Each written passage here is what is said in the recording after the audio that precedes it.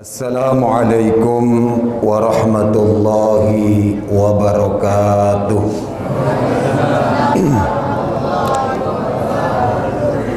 Pak Belalang membawa kampak hendak menebang pokok mentigi. Jawab salam terlihat belum kompak. Saya ulang sekali lagi. Assalamualaikum warahmatullahi wabarakatuh.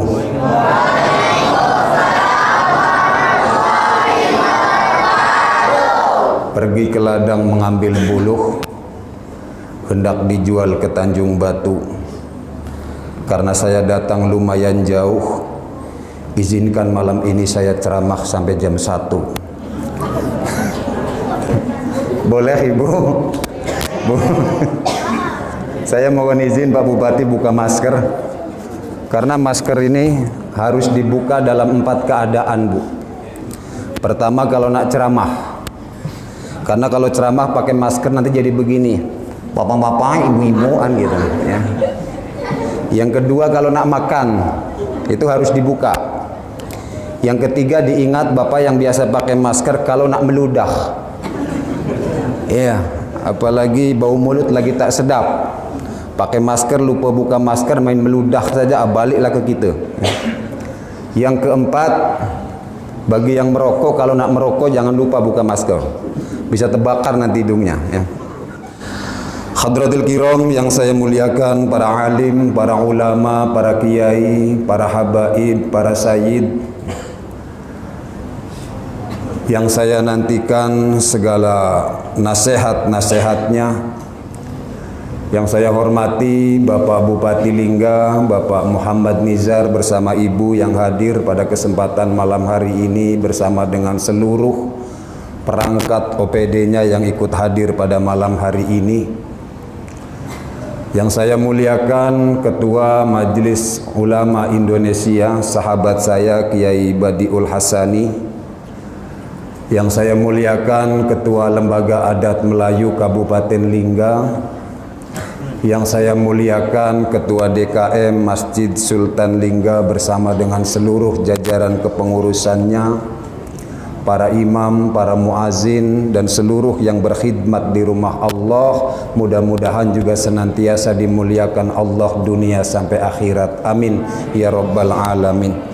Bapak Ibu hadirin wal hadirat yang tidak tersebut, saya mohon maaf, namun insya Allah tidak mengurangi ta'zim dan hormat saya dari hati yang paling dalam. Hadanallah wa iyyakum ajma'in. Mungkin ada perwakilan dari Bapak Kapolres ya, dari Polsek dan yang lainnya.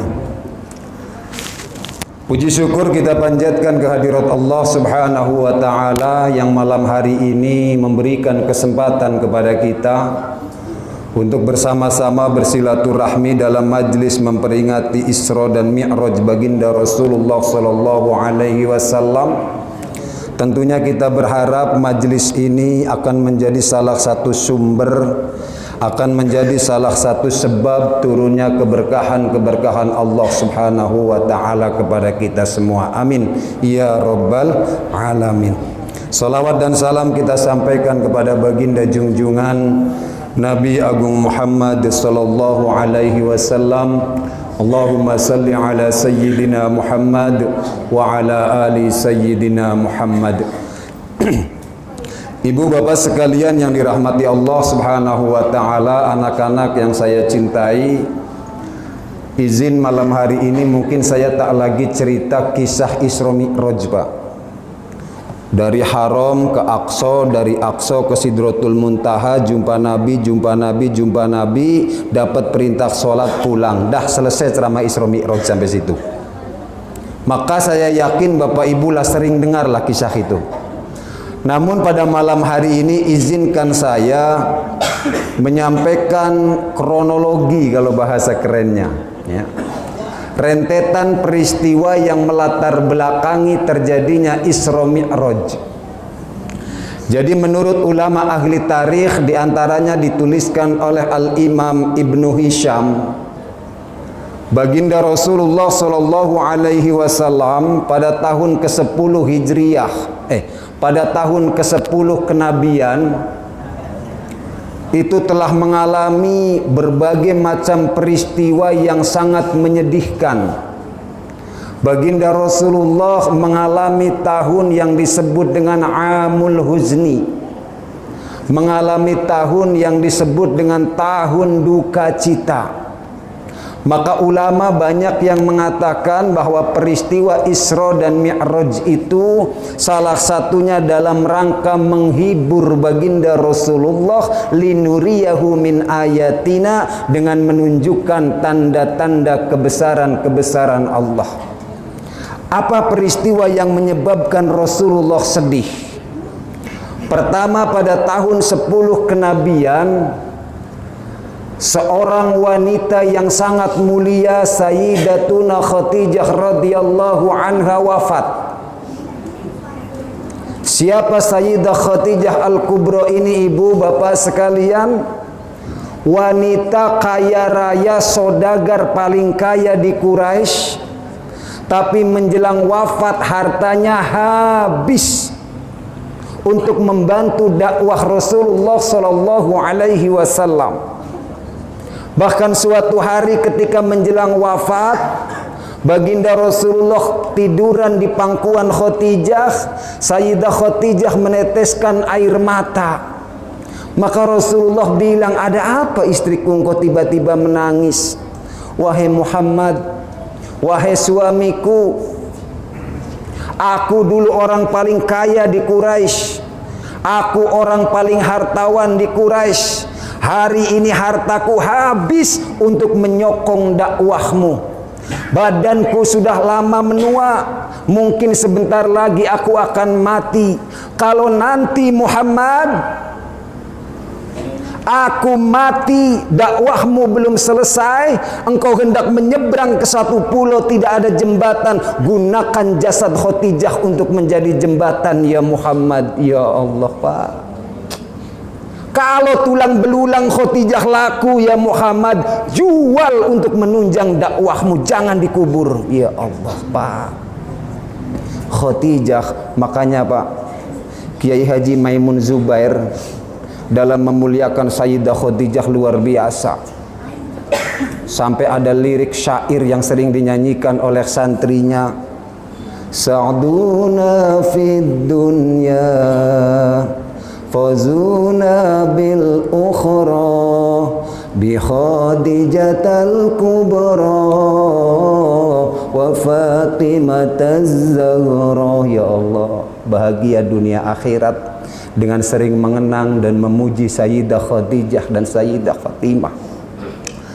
Bapak Ibu sekalian yang dirahmati Allah Subhanahu wa taala, Sayyidah Khadijah adalah pelindung Rasulullah dalam dakwah di dalam rumah, Pak. Dalam kisah ketika baginda pertama menerima wahyu Iqra bismi rabbikal ladzi khalaq, khalaqal insana min alaq, Iqra wa rabbukal akramul ladzi 'allama bil qalam, dan seterusnya sampai ayat 6 itu.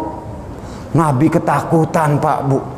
Menggigil Nabi karena tidak pernah jumpa makhluk seperti malaikat Jibril. Pulang Nabi digedor rumah Khadijah. Ya Khadijah, zammiluni, zammiluni ya Khadijah, selimuti aku, selimuti aku. Kenapa engkau Muhammad, kata Khadijah? Qad khasyitu ala nafsi, aku sangat takut Khadijah. Apa yang engkau takutkan? Tadi waktu aku bertahanut di Gua Hiro, datang sesosok makhluk mendekap dadaku begitu besar, mengatakan Iqra, Iqra, Iqra.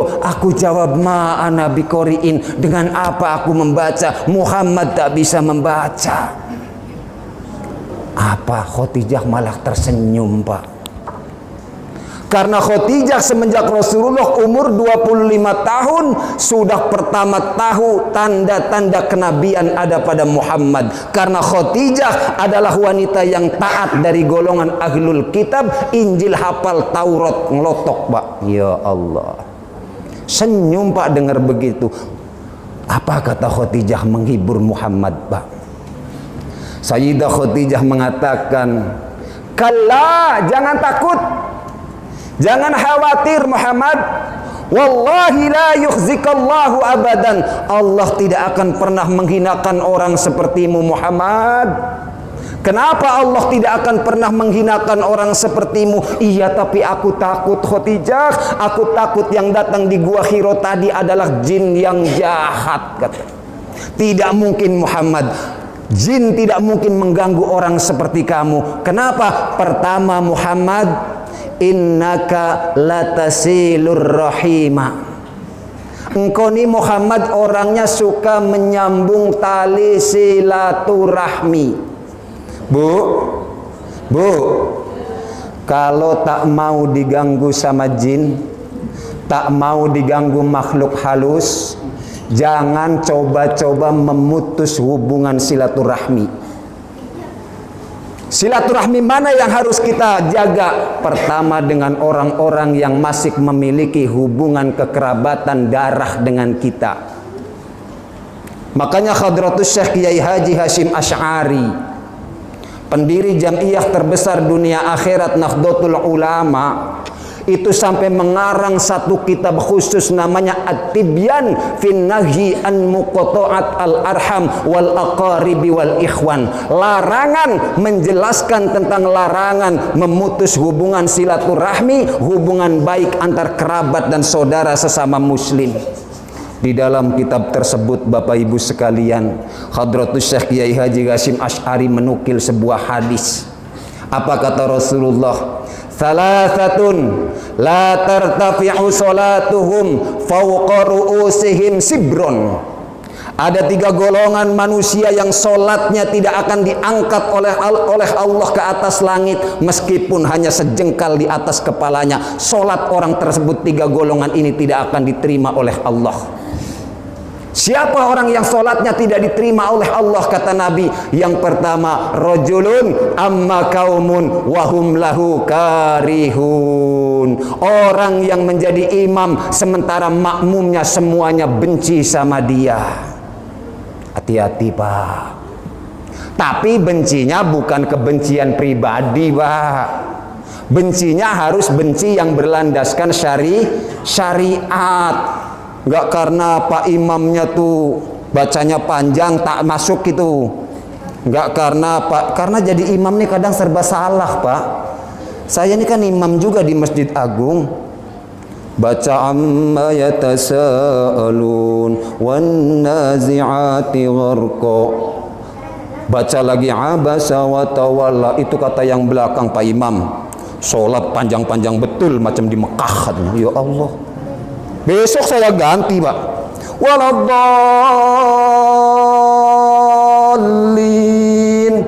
Bismillahirrahmanirrahim. Inna a'tainakal kautsar fasholli li rabbika wanhar. Inna syani'aka huwal abtar. Seminggu saya baca inna a'taina. Ada lagi yang komen Pak. Pak Imam ini macam tak hafal surat lain katanya. Asin al-kautsar aja ya. Jadi imam nih kadang-kadang serba salah Pak. Maka betul amanah Ketua Masjid Agung Pak Razak Abdul Razak itu, nak, kamu jadi imam di Masjid Agung, kalau dengar semua kata jamaah kamu gila, mereka tak apa-apa katanya. Iya Pak. Dibaca panjang salah, dibaca pendek salah, wirid dipanjangin salah, dipendekin salah. Ya Allah, ini kebencian kepada imam yang menyebabkan sholat imamnya tidak diterima harus beralaskan syariat, bukan kebencian pribadi. Maka untuk menjadi imam ini tak boleh sembarang Pak. Ulama menjelaskan lil imami sifatun masrutatun wa sifatun mustahabbatun. Bagi imam itu ada sifat-sifat yang harus dipenuhi. Yang pertama sifat yang mustahab, yang kedua sifat yang menjadi syarat tidak harus ada pada seorang imam. Apa syarat yang pertama menjadi imam kata ulama? Al-fiqhu. Imam harus tahu ilmu fikih. Minimal kalau orang-orang tua Melayu saya yakin pernahlah ngaji kitab pasolatan, pernah ngaji kitab parukunan Melayu, pernah ngaji kitab Sapinatun Najah. Yakinlah syarat rukun sholat sudah hafal. Ini yang ngeri anak-anak muda sekarang Pak. Apalagi orang sudah terbius dengan metode tahfiz. Yang penting anak saya 6 bulan hafal sekian, setahun hafal sekian, 15 tahun hafal sekian, 3 tahun hafal sekian, SMP hafal sekian, SMA hafal sekian. Pak, di pesantren tahasus Al-Quran kalau ngapalkan Quran minimal waktu 4 tahun tanpa diganggu pelajaran-pelajaran yang lain. Kadang 4 tahun ngapal Quran berhenti pula dia mondok, Pak, balik. Bacaan dah bagus, suara melengking, fikih tak paham. Karena suaranya bagus disangkalah jadi ustadz, dijadikan imam. Padahal kata ulama syarat pertama menjadi imam bukan akro, tapi dia harus paham ilmu fikih. Pak Atut, Pak, saya pernah ada imam anak muda di Tanjung Pinang, Pak. Saya tanya, Dek, udah berapa lama jadi imam? 2 tahun, Ustadz. Kamu hafiz 30 juz? Tidak, baru 20 juz. Memang bacaannya, Pak, macam di kaset-kaset kalau makmum sama dia. Sekali saya tanya, Dek, abang mau tanya, seandainya kamu jadi imam suatu saat batal, apa yang kamu buat? Apa dia bilang, Pak? Saya lanjutin aja, Ustadz. Nanti di rumah saya ngulang sendiri. Na'udzubillah min. Ya Allah, paham Quran, hafal 20 juz, tapi tak paham ilmu fikih. Dia menanggung dosa orang satu masjid. Ya Allah, ada, Pak, yang model begitu. Padahal mohon maaf Bapak Ibu sekalian, kenapa imam harus paham ilmu fikih? Karena dalam sholat nih, Pak, ada namanya proses istikhlaf, pergantian antara makmum ke imam kalau imamnya batal. Maka saya pesan betul di mana-mana masjid, di belakang imam nih jangan sembarang orang, Pak. Jangan sampai ada anak-anak berdiri di belakang imam. Kalaupun ilmunya tak selevel dengan imamnya, minimal di bawahnya sedikit lah. Kenapa? Karena dia pemegang tongkat komando ketika imamnya batal. Iya, kalau imamnya batalnya lagi berdiri enak. Waladdallin, misalnya,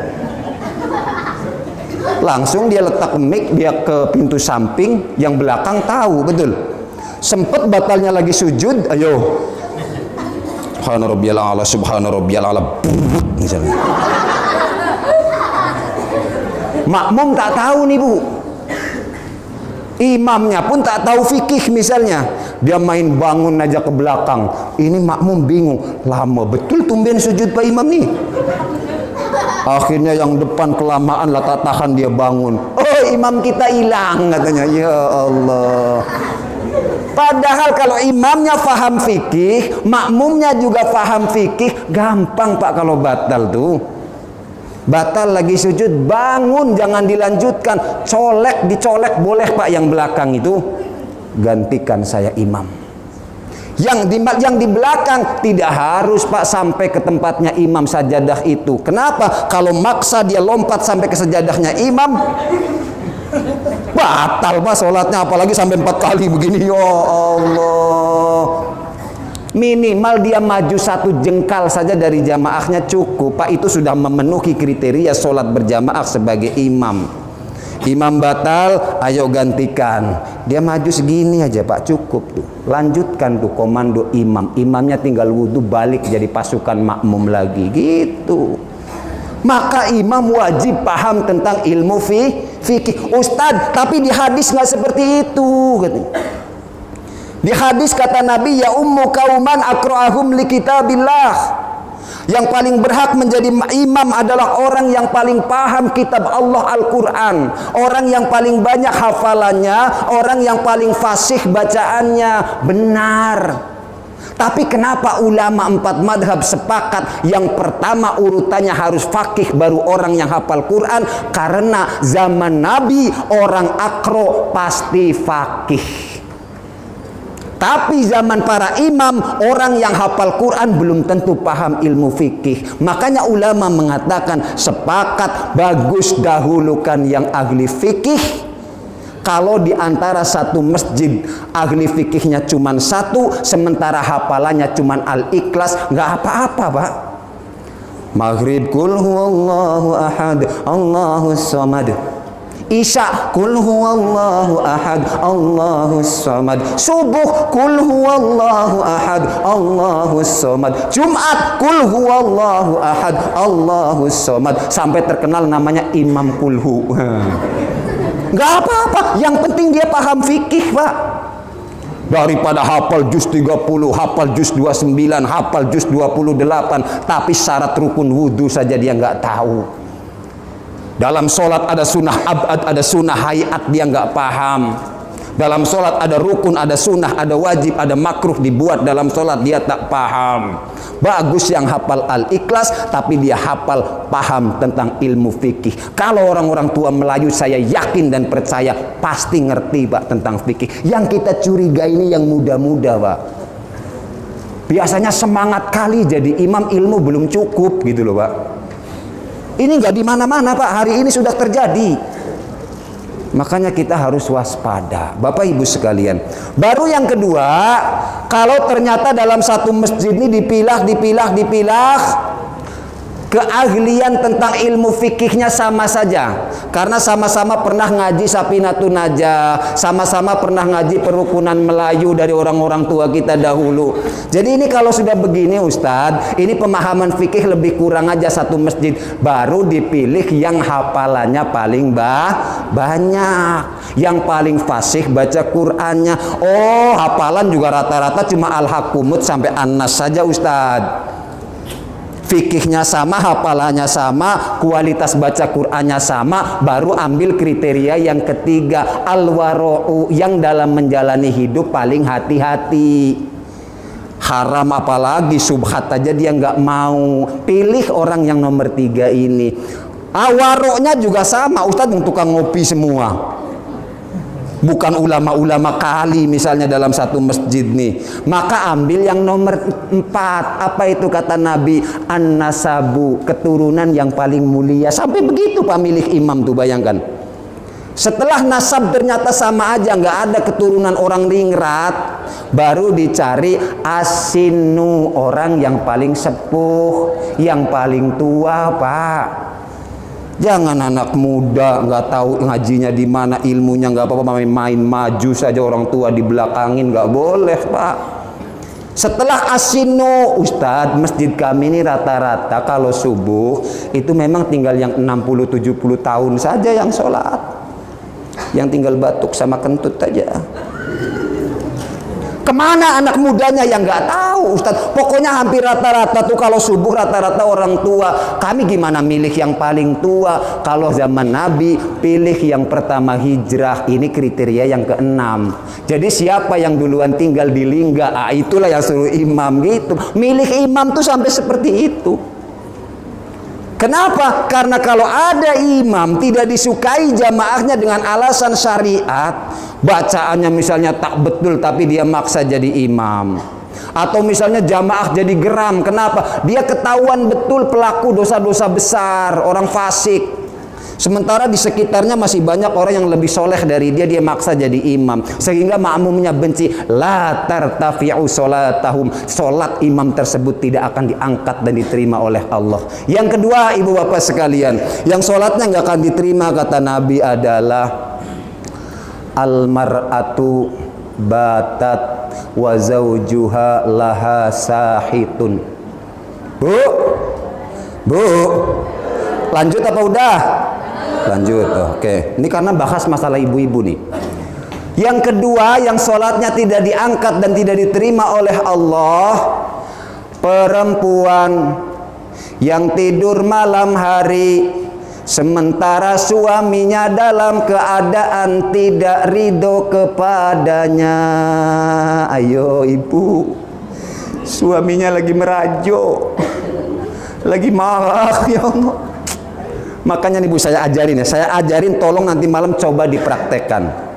Sebelum tidur, ambil tangan suami, papa, abang, mas, barangkali dari pagi sampai malam ini ade ada buat gondok abang, mohon dimaafkan ya bang ya, karena takut sholat isya ade tadi nggak diterima. Ya Allah Bu, kalau dibuat gitu yakin besok uang belanjanya ditambah. Tanya Pak Bupati, nggak percaya? Ditambah lagi, udah minta maaf gitu, jam 3 suaminya bangunkan istrinya, "Dek, bangun." Lah kan masih jam 3. "Abang pingin sholat tahajud jamaah deh sama adek 2 rakaat." Ya Allah Pak, habis sholat suaminya ngadep ke istrinya, "Sama dek, barangkali abang juga dalam membimbing keluarga masih belum bisa memenuhi hak. Masih banyak hak yang terabaikan, abang masih sering zolim. Jangan sampai nanti jadi silang sengketa di akhirat." Yakin Pak, sakinah mawaddah warohmah akan datang dengan sendirinya kalau rumah tangga dibuat model seperti ini. Nggak usah wisata ke Singapura untuk menghilangkan galau, nggak usah wisata ke Bali untuk mencari ketenangan. Cukup dengan tahajud berjamaah bersama istri akan mendatangkan sakinah mawaddah warohmah dari Allah. Kenapa? Karena kalau ibu-ibu tidur, bapaknya lagi nggak ridho, lagi mengkel hatinya, lagi marah, sholat isya dan subuh jadi pertaruhan, tidak diterima oleh Allah. Na'udzubillah min. Caranya gimana? Suami tahu hak dan kewajiban, istri tahu hak dan kewajiban. Laksanakan itu sebaik-baiknya. Maka malam hari ini saya tanya bapak-bapaknya, "Bapak, kalau di rumah ibunya cantik-cantik macam gini tak?" Pak, ragu-ragu bapaknya jawabnya. Ini mohon maaf Pak Bupati, kadang-kadang kalau keluar ke majelis taklim Pak, ya Allah macam artis. Keluar kondangan bedak sampai 5 cm. Ada merah, ada kuning, ada hijau, dipasang semua di muka. Giliran di rumah, ya Allah pakai daster penitinya 10. Astaghfirullahaladzim. Belakang depan udah koyak, rambut jarang disisir. Na'udzubillah min. Padahal salah satu hak suami di rumah adalah menikmati pemandangan dawaimur raihah, melihat istrinya yang senantiasa wangi, melihat istrinya yang senantiasa rapi. Bapaknya juga begitu. Jangan di rumah pakai kaos singlet koyak sana koyak sini. Rapi Pak depan istri, jangan cuma mau ke kantor aja rapinya. Kenapa? Karena itu adalah salah satu pondasi membangun rumah tangga sakinah mawaddah warohmah. Ayo dipraktekkan. Jangan sampai ibu-ibu tidur sementara bapak-bapaknya sedang tidak ridho. Yang ketiga, yang sholatnya tidak akan dilangkat ke langit oleh Allah, tidak akan diterima ibadah sholatnya, kata Nabi, warajulani mutasorimani. 2 orang bersaudara, baik saudara kandung, saudara sedarah maupun saudara sesama muslim, mutasorimani, yang saling memutus hubungan. Ingat ibu, kemarin jelang pilpres, jelang pileg, jelang pilbub, berapa saudara yang kita keluarkan dari grup WhatsApp? Yang kita putus silaturahminya gara-gara Prabowo dan Jokowi. Ayo, nah diinget-inget Pak, sekarang minta maaf, nanti sholatnya sia-sia. Ya Allah, na'udzubillah min. Udahlah, jangan begitulah. Kalau saya yakin Pak Bupati sudah memaafkan semua yang tidak memilih beliau, betul Pak? Sudah menganggap yang tidak memilih pun sekarang jadi rakyatnya, betul Pak? Semua diaku rakyatnya. Jadi kita kadang-kadang Pak, urusan politik dibawa sampai 5 tahun. Sakit hati terus, ya Allah. Makanya jelang pilpres Bu, kemarin saya ngisi pengajian tuh sering saya sampaikan, ibu-ibu, bapak-bapak, ini kalau kiamat terjadi sekarang Pak Bu, mungkin yang masuk surga duluan Pak Jokowi sama Pak Prabowo, saya bilang. Loh kok bisa? Lah dosanya diambil orang se-Indonesia, saya bilang. Yang nggak suka Jokowi jelekin Jokowi, yang nggak suka Prabowo jelekin Prabowo, siang malam 24 jam di media sosial dan di dunia nyata. Ya Allah, fitnah-fitnah berhamburan. Ayo 2024 jangan gitu lagi lah Bu, sudah. Kemarin saya sering pesan kepada ibu-ibu majelis taklim di Tanjung Pinang begini Pak, jelang pilpres nih. Ibu bapak sekalian, saya bilang, Pak Prabowo kalaupun nggak jadi presiden, tinggal balik ke Bogor, miara kuda lagi, kudanya satu harganya ada yang 1 miliar Pak, 1 ekor kuda Pak Prabowo. Sudah kaya raya Pak, nggak jadi presiden pun.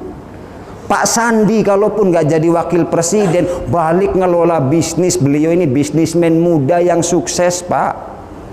Pak Jokowi kalaupun nggak jadi presiden, Pak, balik ke Solo ngelola bisnis mebel, itu ekspornya sudah ke Jerman, ke Italia, ke Perancis. Udah kaya raya Pak Jokowi itu walaupun nggak jadi presiden. Kiai Ma'ruf Amin kalaupun nggak jadi wakil presiden waktu itu, balik ke Tanara, Banten, ngurus pesantren, santrinya puluhan ribu, jamaahnya jutaan. Lah kita yang kelahi sama tetangga punya apa? Ya Allah, ya Rahman, ya Rahim, dapat apa-apa? Tidak. Sampai kelahi nggak tegur sapa dengan orang sekomplek. Naudzubillah min. Ayo perbaiki hubungan dengan sesama muslim, perbaiki hubungan dengan sesama anak bangsa, perbaiki hubungan dengan semuanya. Kenapa? Kalau kita sudah merusak hubungan yang telah dibangun oleh Allah ini, sholatlah situ tunggang-tungging sampai 60-70 tahun tapi masih memutus silaturahmi. Nabi mengatakan, jangan kalian duduk-duduk bersama dengan orang yang memutus silaturahmi. Kenapa kata Nabi? Kalau dalam satu kampung saja kata Nabi ada orang yang memutus silaturahmi, maka dia yang akan menghalangi turunnya rahmat Allah di kampung tersebut. Ya Allah, Pak, bahaya ternyata mutus silaturahmi ini. Jangan sampai terjadi, Pak. Ayo kita perbaiki hubungan dengan semua. Baik ukhuwah basyariyah, ukhuwah wataniyah, ukhuwah islamiyah. Hubungan baik dengan sesama manusia kita bina, Pak. Nak Kristen, nak Buddha, nak Hindu, nak Protestan, selama dia tidak mengganggu dan memerangi agama kita, mereka adalah saudara sebangsa setanah air. Nabi pun pernah disilang begitu, Pak. Tapi kalau dalam masalah akidah kita tegas, Bapak Ibu. Nabi kan gitu, Pak, dirayu nggak mau, akhirnya kata Abu Jahal, begini aja lah Muhammad, pusing aku kelahi terus sama engkau nih, katanya. Macam mana paman? Gini aja lah, anta'buda alihatana yauman wa na'budu ilahataka yauman. Sehari ini kami ikut nyembah Tuhanmu, besok gantian engkau ikut nyembah Tuhan kami. Oh, ini tak boleh, Pak. Kalau masalah akidah, lakum dinukum waliyat, sudah sampai situ batasannya. Tapi dalam masalah sosial, dalam masalah keduniaan, ibu jual beli, saling tukar menukar hadiah dengan orang di luar Islam, Islam mempersilahkan. La yanhakumullahu 'anil ladzina lam yuqatilukum fiddin. Allah tidak melarang kalian berbuat baik dengan orang di luar Islam yang mana mereka tidak mengganggu dan memerangi agama kita. Oh gitu. Ini kalau penceramahnya NU begini, Pak. Gak dikit-dikit Allahu Akbar serang, apa ceramah begitu? Iya, Pak, harus sejuk sekarang nih, Pak. Kenapa? Imam Al-Ghazali mengatakan, Bapak Ibu sekalian, al-aman qoblal iman. Amankan dulu daerahmu, amankan dulu negaramu, baru engkau bisa menegakkan keimanan. Karena kalau negeri ini sudah tidak aman, Lingga sudah tidak aman, Tanjung Pinang sudah tidak aman, jangankan mau pengajian begini, Pak, mau sholat saja kita takut. Terbukti di Afghanistan, terbukti di Suriah, terbukti di Libya, Pak. Mereka jangankan mau tabligh akbar begini, Pak, ke toilet aja baru duduk langsung lompat, belum keluar ya. Baru mau duduk, bom di depan bom. Ya Allah, Pak. Mau kita negara kita begitu, Ibu? Mau? Tidak, kita sepakat. Ayo, jangan mudah diprovokasi oleh siapapun, meskipun mengatasnamakan agama. Baginda Nabi Shallallahu Alaihi Wasallam dalam riwayat, Bapak Ibu sekalian, lam yakun Rasulullah Shallallahu Alaihi Wasallam la'anan, wala sabbaban, wala fahishan. Nabi Muhammad bukan tukang laknat, bukan tukang caci maki, bukan orang yang suka bicara kotor. Maka kata Nabi, bukanlah seorang muslim itu adalah tukang laknat. Ayo, maka kalau nyari penceramah yang adem-adem saja lah, Pak, yang ngajak orang ingat kepada Allah, yang ngajak orang takut memutus silaturahmi. Ya mudah-mudahan nanti Maulid Nabi Pak Bupati undang saya lagi. Amin ya robbal, diaminkanlah Ibu ya. Ibunda sekalian yang dirahmati Allah Subhanahu wa taala, ini kata Khotijah, Bu. Engkau tidak akan mungkin diganggu oleh jin ya Muhammad, karena engkau suka membantu orang, suka menyambung tali silaturahmi. Yang kedua, wataksibul ma'zuma. Muhammad, engkau orangnya suka mencarikan kerja kalau ada orang nganggur. Ini Pak Bupati lah, buat program bagaimana agar pengangguran teratasi, kemiskinan teratasi. Kita taunya nuntut aja Bu. Pak Bupati itu peningnya 100 kali lipat dibanding saya. Betul Pak ya? Mikir rakyat, mikir yang nganggur, mikir yang miskin, mikir yang ini, mikir yang itu. Ya Allah. Artinya apa Bapak Ibu? Kita nih kalau ada orang sedang kesusahan, kita bantu. Kalau bisa carikan kerja, kalau dia biasa jualan, kasih modal. Ustadz, saya pun sama susah, minimal carikan solusi. Antar dia ke Basnas kalau Basnasnya punya duit. Ini orang mau usaha, mau bekerja tapi nggak punya modal, tolong Basnas modalkan. Kalau dari Basnas ada 3 juta, bisa bikin gerobak, bisa jualan, dia bisa menyekolahkan anaknya, dia bisa menghidupi keluarganya, pahalanya ngalir Bu kepada yang menunjukkan dia ke Basnas. Gitu. Wataksibul ma'zum. Orang kalau suka bantu orang lain, yakin jin gak akan suka dengan orang model begitu. Yang ketiga kata Khadijah, engkau tidak akan mungkin diganggu oleh jin ya Muhammad. Kenapa? Watakrid doifa. Engkau orangnya suka betul menyuguhi tamu makan. Beda dengan kita Bu. Kalau kita nih hari raya ada kongwan, ada danon, sembunyikan. Yang keluar keripik pisang sama rengginang. Ya Allah. Ada air gas, ada soya, ada Coca-Cola, yang dikeluarin gasnya biar mencret tamunya tuh. Ya Allah. Apa kita mengikuti Nabi modelnya begitu? Kedekut tak hilang-hilang. Ya. tapi di Lingga nggak ada lah yang begitu di Lingga. Ini kan saya cerita orang seberang sana, Bapak bukan yang sini. Ya. Jadi gitu Bu. Orang yang suka, Ibu, tamu itu kata Nabi, ketika dia datang, kemudian dia pulang, dia membawa bala musibah yang harusnya turun di rumah kita, dibawa oleh tamu kita dan dibuang sepanjang perjalanan tamu kita tersebut. Meskipun tamunya tukang kredit. Iya Pak, jangan malah sembunyi. Suruh masuk, kasih minum, doakanlah saya hari ini belum bisa bayar, mudah-mudahan besok atau lusa ada rezeki. Itu tamu yang tukang kredit tadi pulang dengan hati gembira, bawa bala, bawa musibah yang mestinya turun di rumah kita Pak. Ayo muliakan tamu. Ini dilakukan oleh Kesra Kabupaten Lingga Pak. Begitu saya di pelabuhan sudah ditanya, Ustadz sudah makan apa belum? Ya belum, malah dari kapal saya bilang. Langsung Pak, begitu turun siap Ustadz istirahat sebentar, nanti jam 4 Bang Hamka tuh sama Pak Nur jemput makan. Wah itu Pak, tahu dia bawa saya tamu. Ya mudah-mudahan ngikutin Nabi. Amin ya robbal alamin. Nih, yang keempat, kata Khadijah, Muhammad engkau nggak mungkin diganggu sama jin. Kenapa? Engkau orangnya suka wata'inu ala nawaibul haq. Engkau nih kalau ada orang haknya terampas dan dia nggak mampu mengambil karena dia lemah, engkau bela habis-habiskan, bahkan siap mengorbankan nyawamu. Gitu Bu. Jadi ini Bu ya, 4 dicatat ya Bu ya, diingat-ingat supaya kita nggak diganggu jin dan kita nggak dihinakan Allah. Ayo jangan sekali-kali memutus silaturahmi. Yang kedua, muliakan tamu. Yang ketiga, apa tadi Bu? Muliakan tamu. Terus yang ketiga, bantu orang kesusahan, bantu orang mendapatkan haknya selama kita mampu.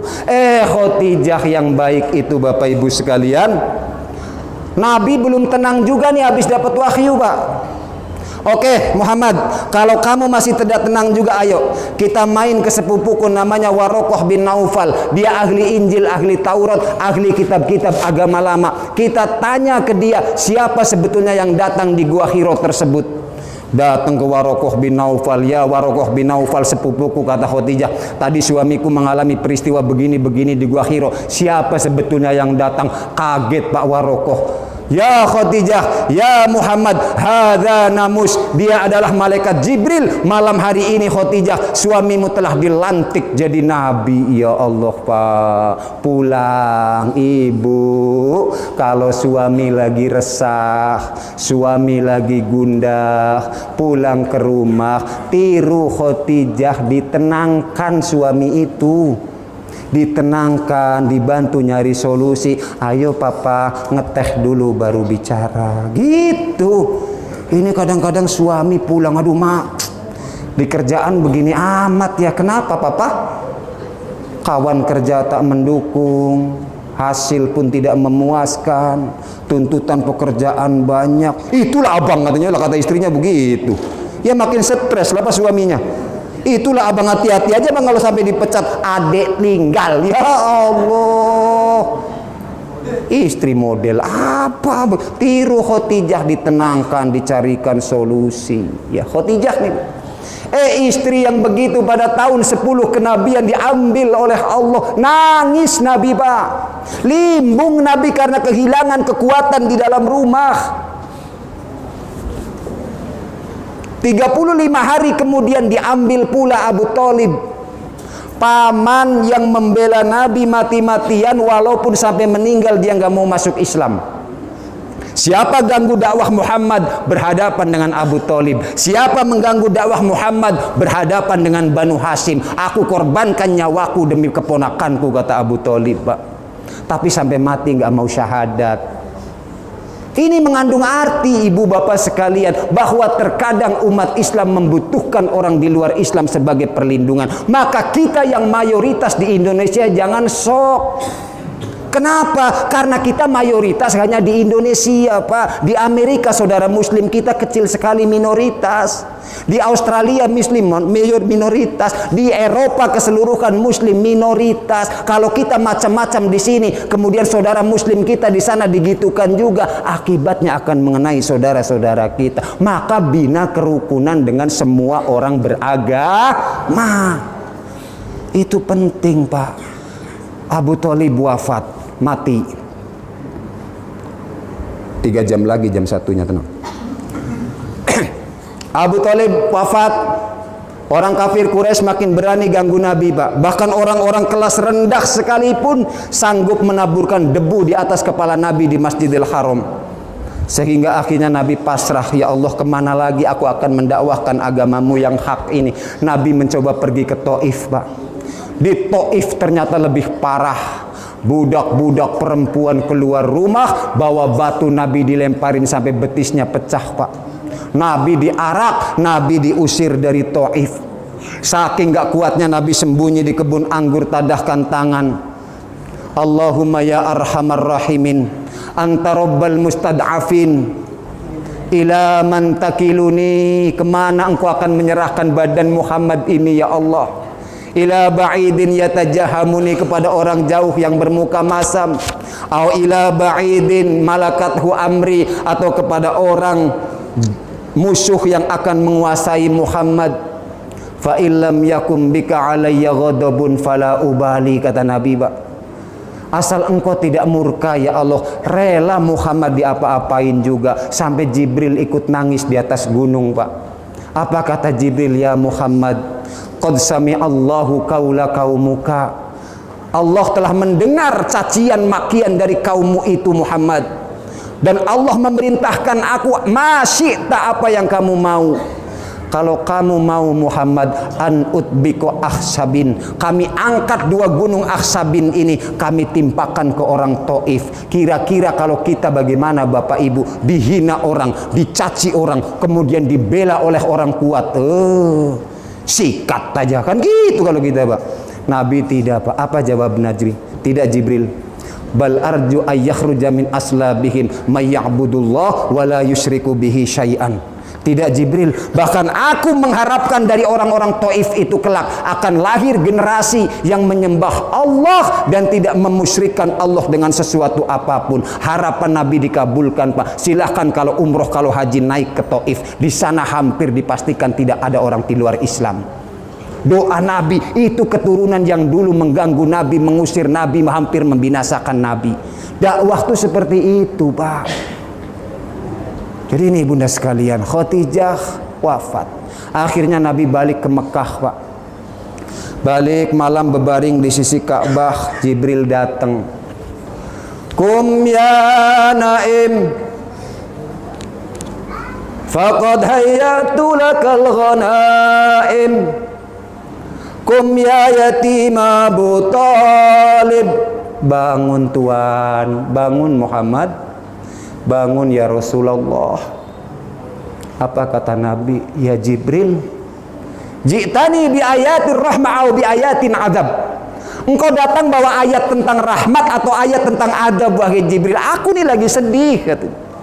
Jibril bilang, qala ya Muhammad, innallaha yaqra'uka salam wa yad'uka ila hadratihi. Muhammad, Allah memberimu salam, mengirim salam kepadamu, dan Allah memanggil engkau untuk menghadap ke sisinya.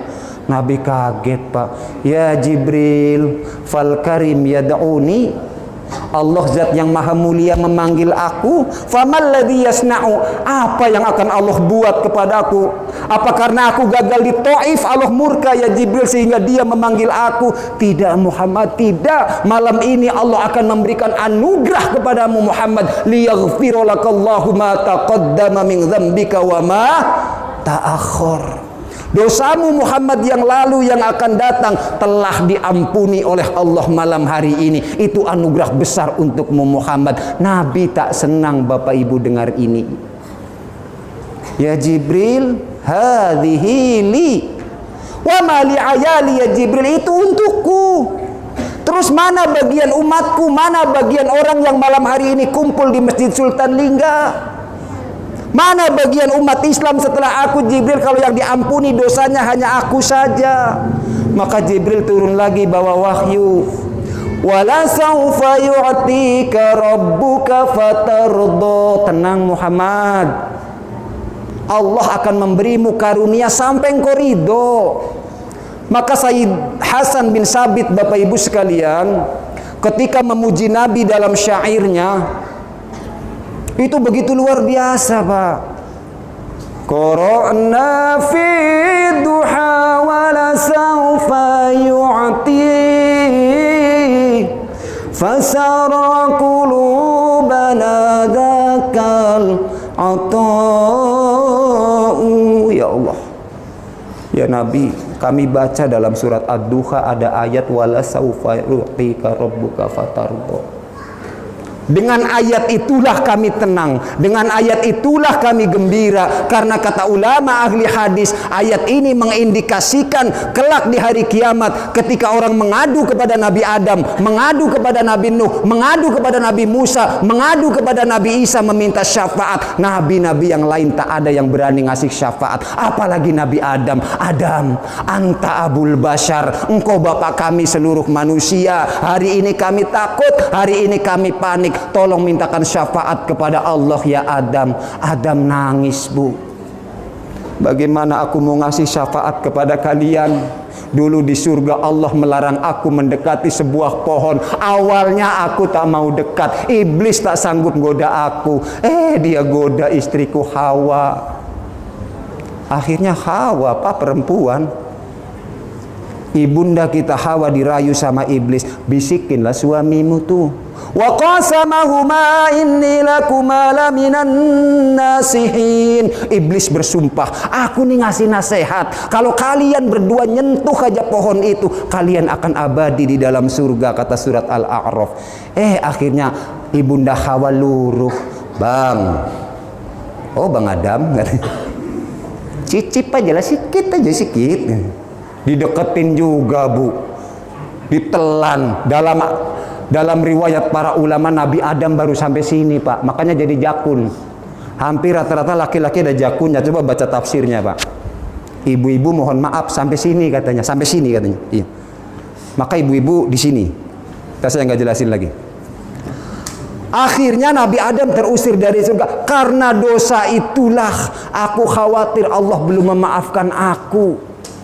Jangankan nak mintakan syafaat kepada kalian, malu aku sama Allah. Nabi Isa bilang sama, Nabi Ibrahim sama, Nabi Musa sama. Datang berbondong-bondong kita kepada Nabi Muhammad. Apa kata Nabi Muhammad? Sebentar ya umatku, sebentar. Nabi datang ke bawah arsy-Nya Allah, sujud lama sekali Pak, sampai Allah menegurnya, ya Muhammad, ya Habibi, irfa' rosaka, angkat kepalamu Muhammad, kenapa engkau tak mau bangun-bangun? Tidak ya Allah, aku tidak akan mengangkat kepalaku sebelum orang lingga yang malam ini hadir diampuni semua dosanya oleh Allah. Amin. Sebelum mereka engkau syafaati, engkau angkat dari neraka ya Allah. Amin.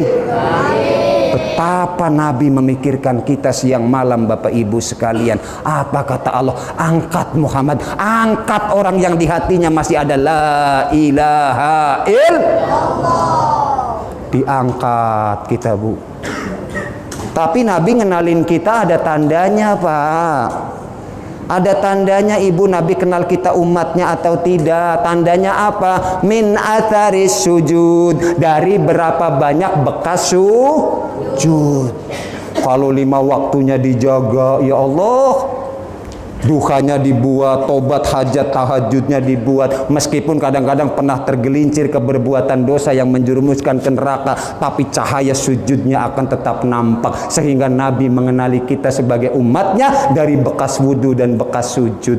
Kemudian Nabi pernah berpesan, bantu aku supaya bisa menolong kalian nanti di dalam surga dengan memperbanyak sujud kepada Allah. Kalau ingin dekat dengan aku, yang paling dekat dengan aku, kata Nabi, orang yang paling banyak bersolawat. Sallallahu ala Muhammad, ya. Sallallahu alaihi wasallam. Sallallahu ala Muhammad. Sallallahu alaihi wasallam. Sekali lagi. Sallallahu alaihi wasallam. Sallallahu alaihi wasallam. Sallallahu ala Muhammad. Sallallahu alaihi wasallam. Terakhir Ibu Bapak sekalian, Isra Mi'raj membawa hasil perintah sholat 5 waktu. Awwalu ma yuhasabu bihil abdu yaumal qiyamati as-sholah. Yang pertama dihisab nanti di akhirat adalah sholat kita. Kalau sholat kita bagus, insya Allah sedekah, zakat, puasa, haji, umroh kita ikut bagus.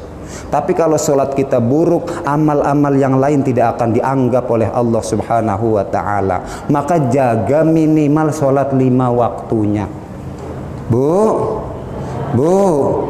terakhir nih, tapi saya kadang masih males juga sholat Ustadz, karena sibuk, karena capek ya. Saya kasih rahasia buat anak-anak dan ibu-ibu yang khusus yang malam hadir ini. Saya nggak pernah bocorin rahasia ini di mana-mana. Tolong jangan dibocorkan ke yang lain. Kalau mau nggak sholat dan nggak dosa, saya punya resepnya Pak. Ibu mau? Mau? Ya Allah, mau rupanya Pak, nggak sholat dan nggak dosa katanya. Oke, saya bocorin aja ya. Kalau mau nggak sholat dan nggak dosa, caranya gampang. Yang pertama Nabi bilang, rufi'al qalami an thalathin. Angka apa? Pena siksa, pena dosa diangkat oleh Allah dari 3 golongan. Yang pertama, anis sobiyyi hatta yahtalima, dari anak kecil sampai dia balik. Anak kecil sebelum balik Pak, tak sholat, tak puasa, tak ngapa-ngapain, tak dosa Pak. Ibu bapak kalau nggak mau sholat dan nggak dosa, silahkan jadi anak kecil terus, pakai pampers sama kompeng kemana-mana. Iya. Yang kedua, kata Nabi, yang kedua, anin naumi hatta yastaiqidhu, dari orang tidur sampai dia bangun. Orang tidur tuh nggak sholat nggak dosa Pak. Kalau tidur betul, bukan tidur-tiduran. Tak dengar azan subuh, tak dengar iqomah, suami tak bangunin, anak tak bangunin, memang betul-betul terlelap, bangun matahari sudah tinggi misalnya. Kata ulama ahli fikih, meninggalkan sholat seperti itu karena memang betul-betul tertidur, tidak menjadi dosa. Tapi bukan tidur-tiduran sekali lagi. Tapi dengan catatan setengah 7 bangun, ambil wudhu, ganti sholat subuhnya meskipun sudah lewat. Dengan niat kodoan lillahi ta'ala. Jadi kalau mau nggak sholat dan nggak dosa, silahkan tidur selama-lamanya. Inna lillahi. Lah kan gitu gampang. Kalau masih melek, masih jaga gini, wajib sholat 5 waktu. Yang ketiga lah, Ustaz, tidur terus nggak mungkin. Jadi anak kecil terus juga nggak mungkin, saya udah tua. Ada yang ketiga, anil majnuni hatta yabikum. Dari orang gila sampai dia waras, kan gitu. Kalau masih waras, masih sehat, masih terjaga dan bukan anak-anak, sholat menjadi kewajiban yang paling inti dalam agama. Ayo jaga sholat. Kita yakin kalau orang lingga sudah menjaga sholatnya, apalagi sesuai himbauan Pak Bupati, yang laki-laki tolong sholatnya ke masjid. Insya Allah keberkahan akan diturunkan oleh Allah di kampung tersebut dengan sebab berjamaah. Bu, saya pesan, besok kalau bapaknya sholat masih di rumah, tolong ibu ke pasar belikan telekung. Kenapa? Karena masjid ini diwariskan oleh para pendahulu kita untuk laki-laki supaya bisa sholat berjamaah. Terakhir pesan saya Bapak Ibu sekalian, ini betul terakhir Bu, betul 5 menit lagi lah. Setelah tadi kita membahas Isra Mi'raj, peristiwa yang mendahuluinya, pesan saya terakhir, jaga anak-anak kita, jaga generasi penerus kita dari pengaruh-pengaruh akidah di luar ahlu sunnah wal jamaah. Saya hakul yakin orang lingga, orang penyengat Rio Lingga pada umumnya adalah ahlu sunnah wal jamaah. Kata Syekh Az-Zabidi dalam Ihya Ulumuddin, idza utliqu ahlu sunnati wal jamaati fal muradu bihim asy'ariyati wal maturidiyati. Yang dikehendaki dari nama ahlu sunnah wal jamaah adalah pengikut Imam Abu Hasan al-Asy'ari, Imam Abu Mansur al-Maturidi dengan sifat 20-nya. Ibu-ibu masih hafal? Wujud qidam baqa mukhalafatu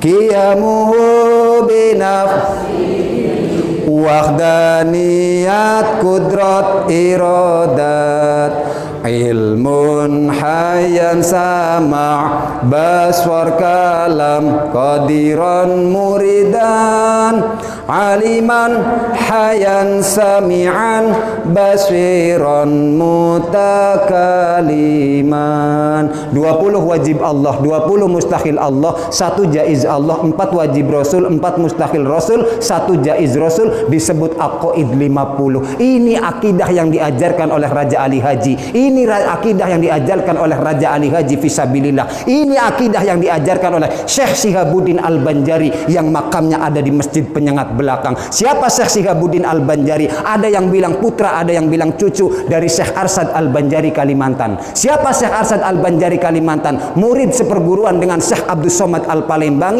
murid seperguruan dengan Syekh Khalil Al-Bangkalani Madura. Siapa guru mereka bertiga? Syekh Mahfud At-Termasi Pacitan, Pak. Siapa guru Syekh Mahfud At-Termasi Pacitan? Syekh Nawawi Al-Bantani Banten, sama-sama di Mekah. Rupanya Hadratus Syekh Kiai Haji Hasyim Asy'ari selaku murid dari Syekh Khalil Al-Bangkalani pernah ngaji dengan ulama lingga namanya Syekh Ahmad bin Muhammad Yunus di Mekah. Ya Allah, Pak.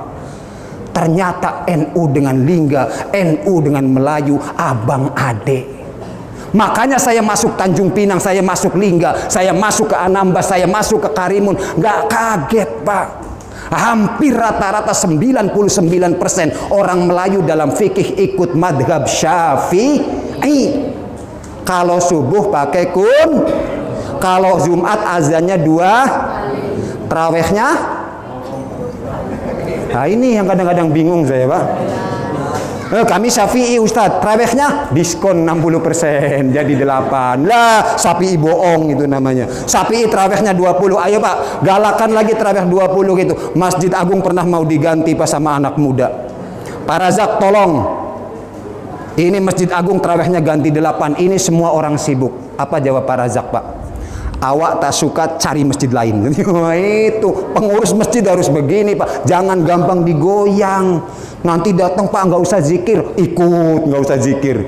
Pak, nggak usah baca berjanji, ikut nggak baca berjanji. Akhirnya anak-anak kita ke depan bingung, dicaplok sama akidah-akidah di luar Ahlus Sunnah wal Jamaah. Mudah-mudahan ada manfaatnya yang saya sampaikan pada kesempatan malam hari ini. Saya yakin keberkahan Pulau Lingga ini begitu luar biasa, pernah menghasilkan ulama yang menjadi pengajar di Mekah. Syekh Ahmad bin Muhammad Yunus tersebut mengajari Hadratus Syekh Kiai Haji Hasyim Asy'ari. Maka Bapak perlu berbangga, tapi tidak cukup hanya berbangga. Ayo Pak, kirimkan salah 1, 2, 3, 10, 20 anak-anak kita ke pesantren-pesantren Ahlus Sunnah wal Jamaah untuk meneruskan estafet ke Ahlus Sunnah wal Jamaahan di Lingga. Jangan sampai nanti anak Melayu malah nggak mau tahlilan, anak Melayu nggak mau kenduri arwah, anak Melayu nggak mau baca berjanji. Kenapa? Karena terdoktrin oleh akidah dan amaliyah di luar Ahlus Sunnah wal Jamaah.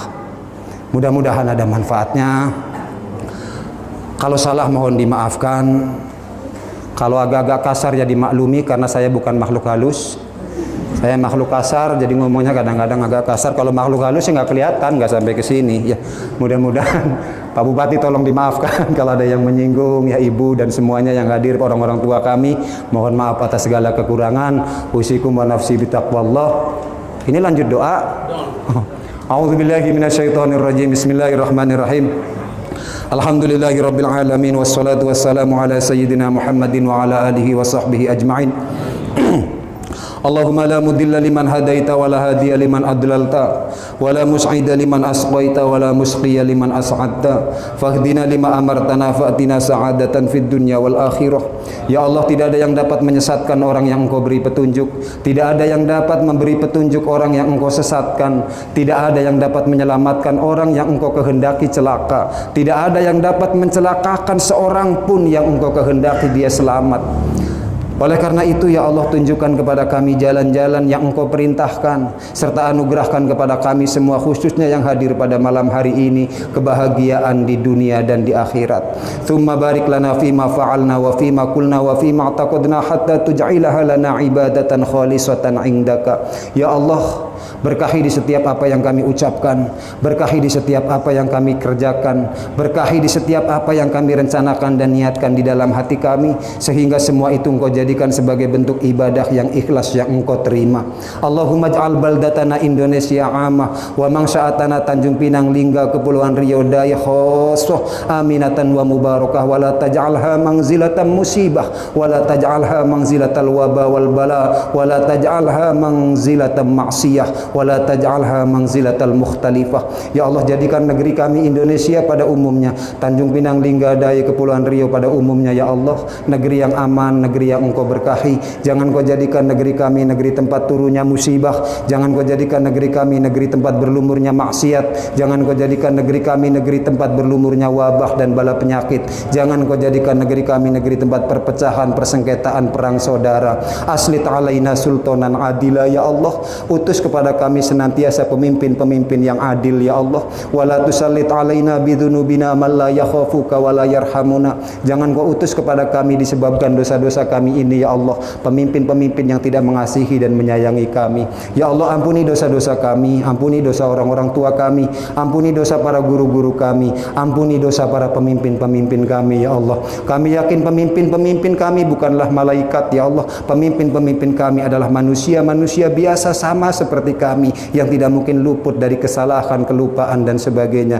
Jikalau mereka salah, ingatkanlah ya Allah. Jikalau mereka bengkok, luruskanlah ya Allah. Jikalau mereka tak benar, Engkau yang paling berhak membenarkan ya Allah. Kepadamu kami sandarkan segala urusan. Bimbing senantiasa pemimpin-pemimpin kami ya Allah, untuk membawa kami di jalan yang Engkau ridhoi. Rabbana atina fid dunya hasanah wa fil akhirati hasanah wa qina adzabannar. Wa sallallahu ala sayyidina Muhammad wa ala alihi wa sahbihi wa baraka wa sallam. Walhamdulillahi rabbil alamin. Maksud hati nak mentebung, apalah daya tangan tak sampai. Maksud hati ceramah disambung, apalah daya badan saya sudah capek. Kalau hendak mentebung, jangan lupa ambil mentigi. Kalau hendak disambung, bilang Pak Bupati lain kali undang saya lagi. Mudah-mudahan ada manfaatnya. Wallahul muwaffiq ila aqwamit thoriq. Wassalamualaikum warahmatullahi wabarakatuh.